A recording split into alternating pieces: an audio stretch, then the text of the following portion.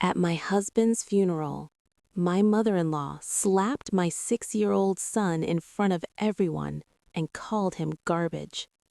Then she looked me in the eyes and told us to get out of her house. I said nothing. I didn't scream. I didn't cry. I just made one call. And 2 hours later, they were begging me to forgive them. Before I tell you what happened next, take a second to like and subscribe, and tell me where you're watching from. Now, let's begin. The sky felt unusually heavy that day. Dark clouds stretched across the horizon, swallowing every bit of light. The air was cold, still, almost suffocating. People stood around us dressed in black. Some whispered quietly. Others just watched, silent, distant. I stood there, frozen, beside my husband's grave. My fingers wrapped tightly around my son's small hand, as if letting go would break him too. The priest was speaking, soft prayers, words about peace, about letting go. But I couldn't hear him. Not really. Everything sounded far away, like I was underwater, drowning in a moment I couldn't escape. Just a few days ago, he was sitting beside me, smiling, laughing, talking about nothing important, yet everything that mattered, playing with our son. And now, I was watching them lower him into the ground. My grip tightened.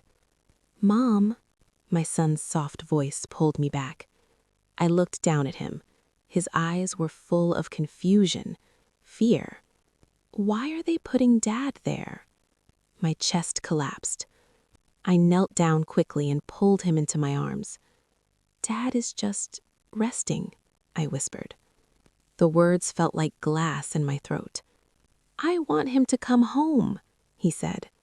For a second, I almost broke. But I wiped my tears before they could fall.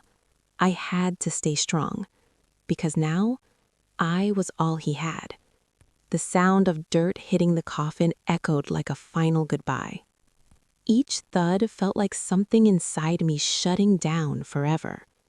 And when it was over, people started walking away, one by one, like nothing had just ended. Some people came up to me, offering soft words. "Stay strong. He's in a better place." I nodded, but I didn't feel anything. Their words didn't reach me. They just passed through. Then my eyes shifted toward them. My in-laws stood a short distance away from the grave, watching. My mother-in-law wiped her tears, but something about it felt off, forced, empty. My father-in-law stood still, his face cold, unreadable, and the rest of them, silent, distant, like strangers. And in that moment, a quiet thought crept into my mind. They never accepted me, not from the beginning. No matter how much I tried, it was never enough. And my son? They never truly accepted him either. Even today, standing at their own son's grave, there was no warmth, no love, just distance. A strange unease settled in my chest.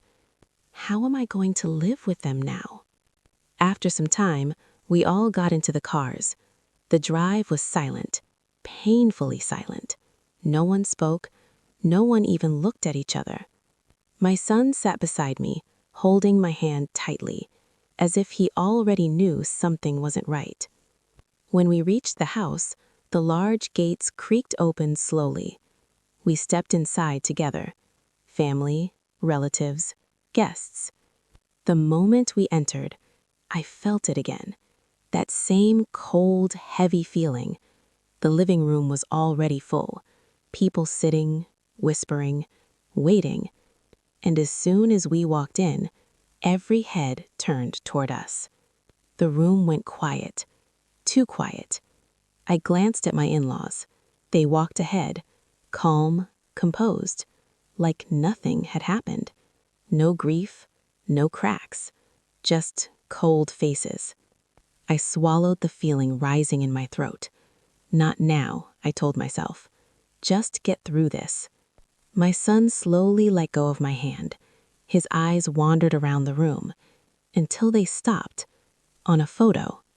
His father's photo, placed on a table surrounded by flowers. He walked toward it quietly. I didn't stop him. He stood there, staring at it.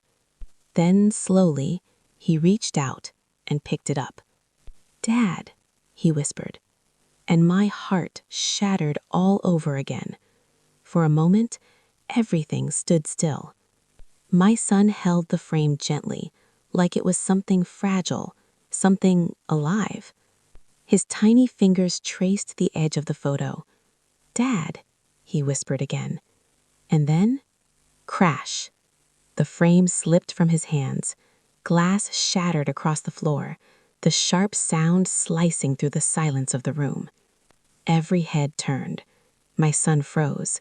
His small body stiffened as he stepped back, eyes wide with fear. I'm sorry," he whispered, his voice barely audible. And then, slap. The sound echoed louder than the glass. His face snapped to the side. For a second, I couldn't move. I couldn't breathe. My vision blurred as I slowly looked up and saw her, my mother-in-law, standing right in front of him, her face twisted with anger. My son held his cheek, tears instantly filling his eyes. The red mark on his skin, it burned into my soul. And the worst part? No one moved.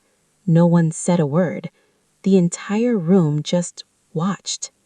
Something inside me broke. Or maybe it finally snapped.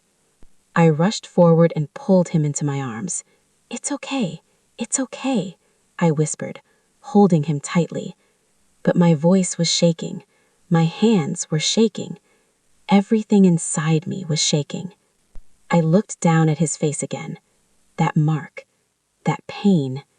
And then, slowly, I lifted my eyes, straight at her.